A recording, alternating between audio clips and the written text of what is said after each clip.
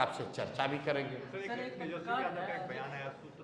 बेरोजगारी और पलायन पर जो है जी, सारी पार्टियां कहती है कि हम बेरोजगारी और पलायन दूर करेंगे, आप भी कहते हैं आप आप कहते हैं कि हम सरकारी नौकरी नहीं देंगे। बिल्कुल। तो फिर आपका क्या प्लान है, अच्छा, कैसे दूर आपका शुभ नाम सर क्या है? रवि नाम। हाँ, बुरा नहीं मानिएगा, आपकी उम्र तो थोड़ी ज़्यादा, अनुभवी व्यक्ति आप लगते हैं। आप इतने दिन से पत्रकार हैं, मुझे राजद का या नीतीश कुमार का या भाजपा का कोई एक बयान जनसुराज के आने से पहले दिखा दीजिए जहां पलायन रोकने की बात किसी दल ने, किसी नेता ने कभी बिहार में किया है। क्या बात करते हैं आप लोग। मैंने अभी आपके एक साथी मित्र को कहा कि जब आप आ रहे हैं पीसी में, तो जैसे बिहार की सब व्यवस्था को सुधारना है, वैसे पत्रकारों को भी सुधारने की जरूरत है। आप आइए तो रिसर्च करके आइए, आपका जवाब तब देंगे जब आप बताइए कि भाजपा के, राजद के, जदयू के किस नेता ने किस समय कहा कि बिहार से पलायन रुकना चाहिए। अभी तक नेता यही कहते रहे हैं। जब दिल्ली में, बॉम्बे में बिहार के पलायन से पीड़ित लोगों के साथ दुर्व्यवहार होता है, तो अभी तक यहाँ के नेता यही कहते रहे हैं कि अरे भाई, अगर बॉम्बे में, दिल्ली में बिहारियों के साथ मारपीट करोगे तो वहाँ पर सब्जी नहीं बिकेगी, वहाँ व्यवस्था ठप हो जाएगी, वहाँ अपार्टमेंट में काम करने के लिए राजमिस्त्री और प्लम्बर नहीं मिलेंगे, वहाँ पर कूड़ा करकट फैल जाएगा, वहाँ पर ऑटो और टैक्सी नहीं चलेगा।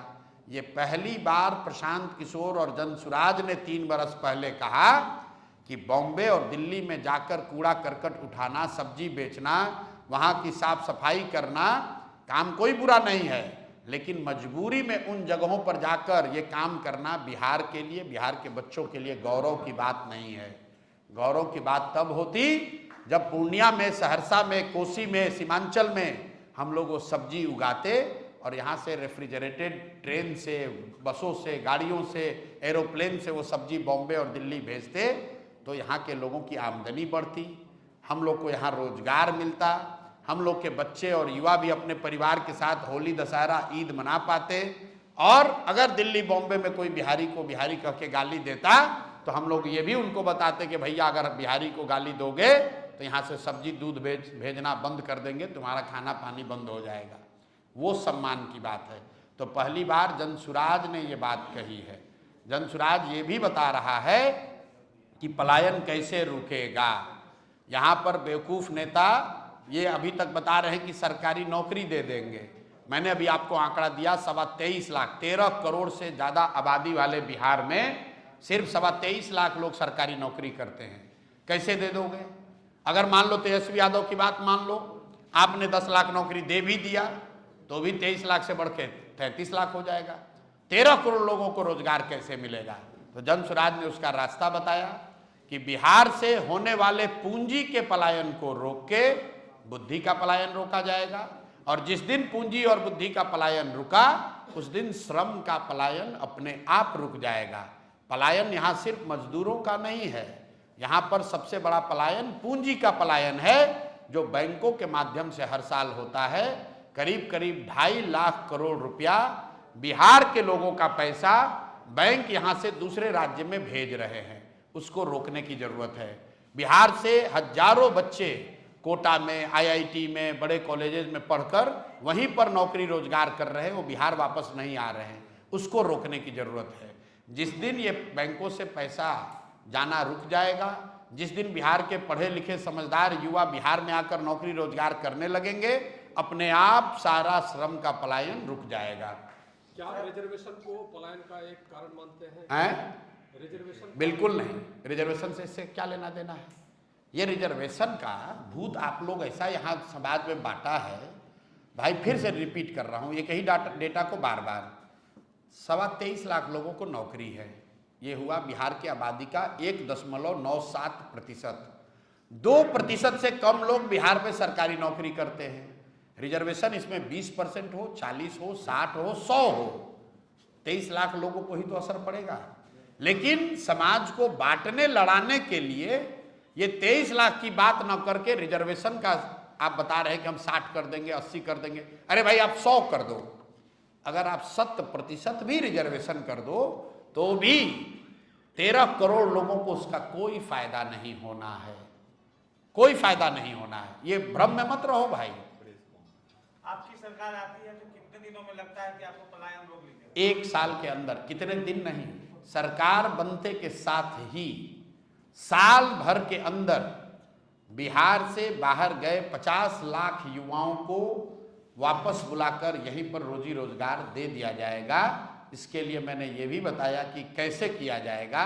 एक विशेष मंत्रालय बनाया जाएगा, एक टास्क फोर्स बनाई जाएगी, और जैसे रिफ्यूजीज आए थे पाकिस्तान भारत के बंटवारे पर तो उनको जमीन साधन व्यवस्था दी गई थी, जैसे बांग्लादेश और भारत का बंटवारा हुआ तो वेस्ट बंगाल में रिलीफ एंड रिहेबिलिटेशन का एक अलग से डिपार्टमेंट था, 1.25 करोड़ लोगों को बिहार में बंगाल में लाकर सेटल करने के लिए।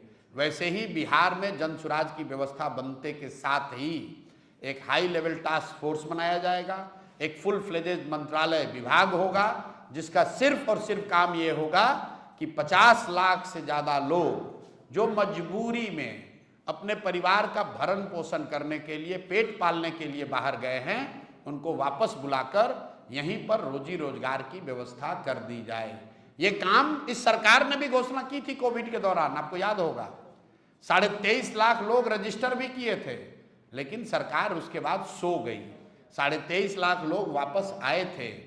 उन्होंने ये स्वीकार किया था कि हमको अगर कुछ भी व्यवस्था मिल जाए, 2 रुपया कम कमाएंगे लेकिन हम बिहार में रहेंगे। सरकार ने उनको 1000 रुपया का कुछ स्टाइपेंड वगैरह भी दिया था, सब्सिस्टेंस।